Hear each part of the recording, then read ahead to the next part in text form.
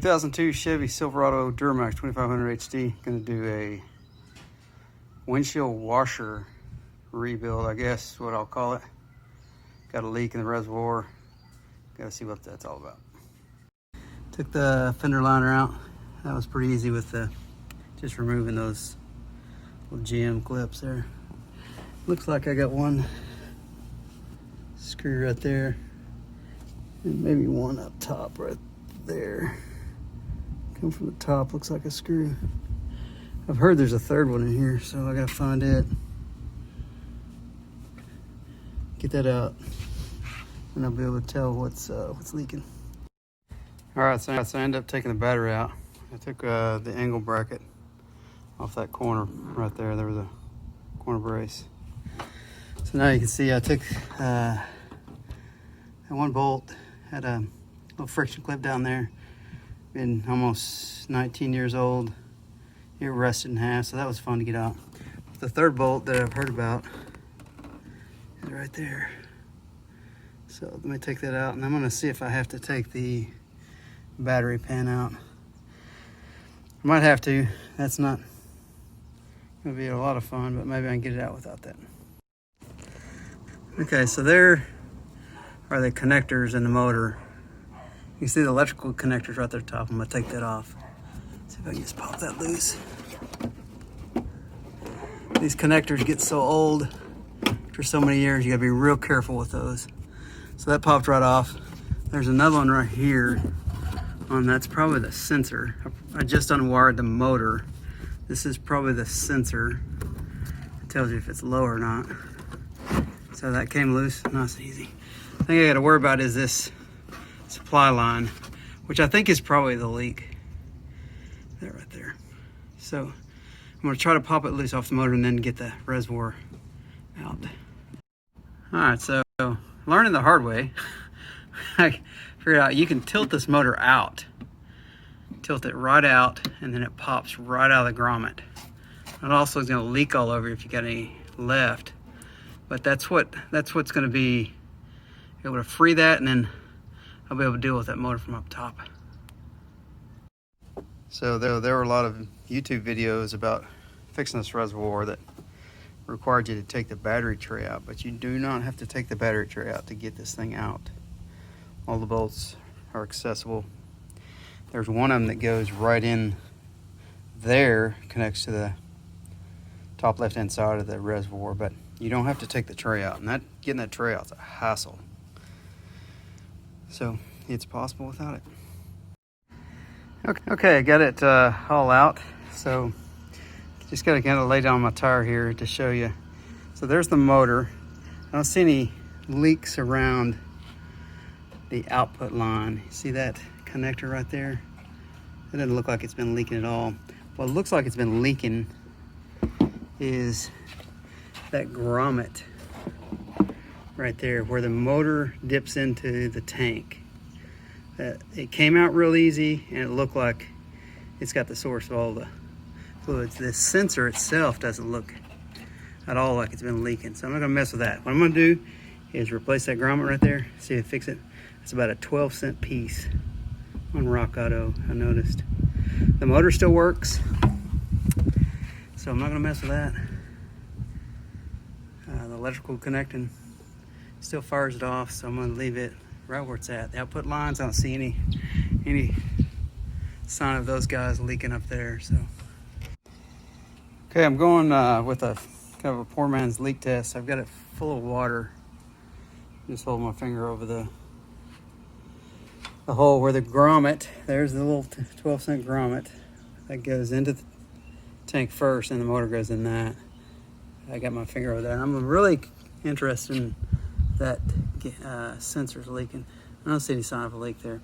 This thing will empty itself in about 2 days, maybe 3 days, so it would be leaking pretty good, at least noticeable. Now that's full of water. So I think we're good there. I don't see any cracks in the tank itself. So there's no noticeable leaks around the seams or anything. I'm in Texas, so it doesn't get cold enough to really break that. And I never have put just straight water in it. So again, I'm gonna go with the 12-cent grommet. I'll get a new one of those ordered, pop this thing back together, use that same motor, and see if that fixes it. Okay, I went ahead and picked up a new motor. It's a windshield washer pump is what they call it. The reason is it looks like this thing is cracked. I'm not saying that's the leak, but I'm not gonna risk it for 16 bucks. So it came with a new grommet, new motor, and I was able to get the windshield washer line. There's the line. Came off pretty clean. So I'm gonna put this back together, see how it works. One thing I'm gonna concentrate on is getting that grommet in that reservoir real clean. And then this is just a, right there is just a friction. There's no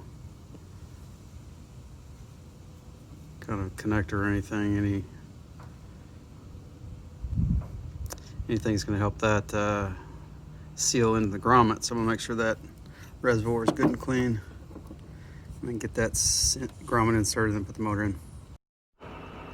All right, again, I got a poor man's leak test going on here. This thing is full of water.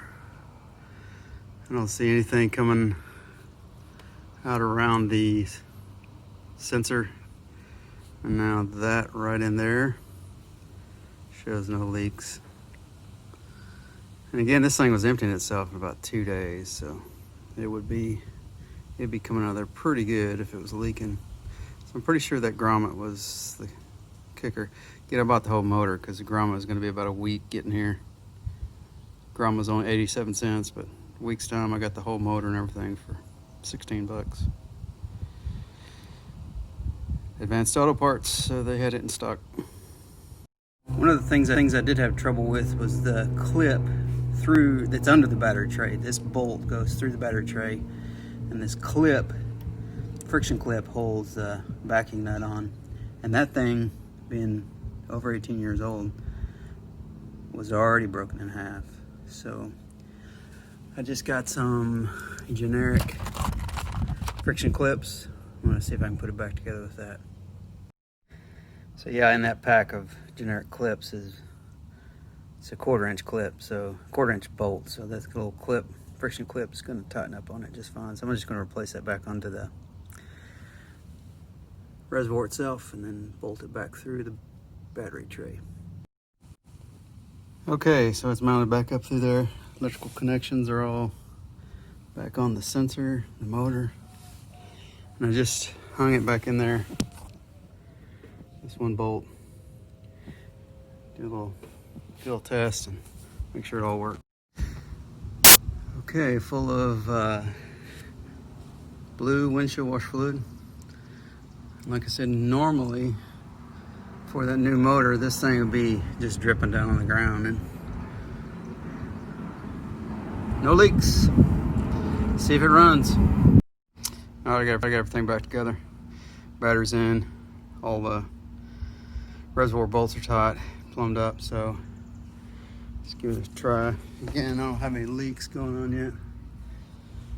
So let's see if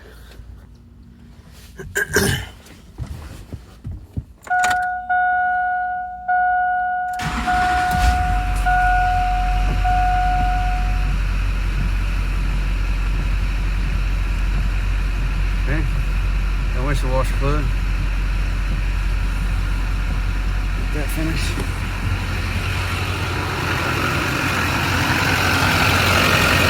And look at that, more leaks. Alright, so it must be also leaking through the connector down there.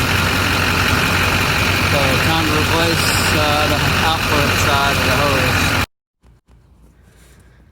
I don't know if you can see this, but the output side of the hose is all wet now, so it must have a crack in it. So that goes from the sprayer motor to this connector right there next to your fuse box. I think that's what they call the front washer hose. That'll be a special order, I'm pretty sure.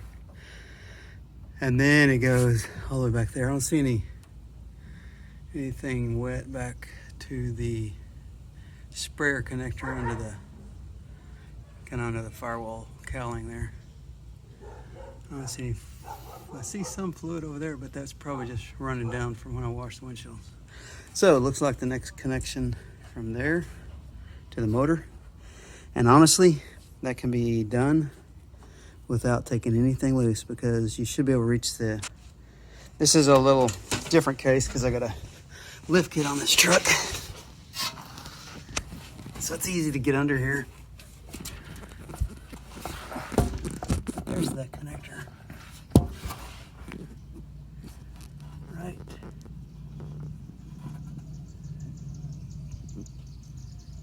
It's hard to see. Dirt in the face. So you can see the motor. And that's it right there. Yeah. Okay, see that connector?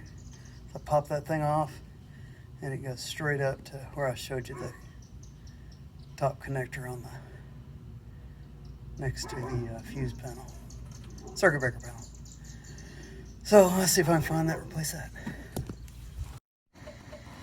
All right, these washer hoses come in 3 sections. There's a front and then a middle one. The front one goes from the circuit breaker connection down to the washer motor.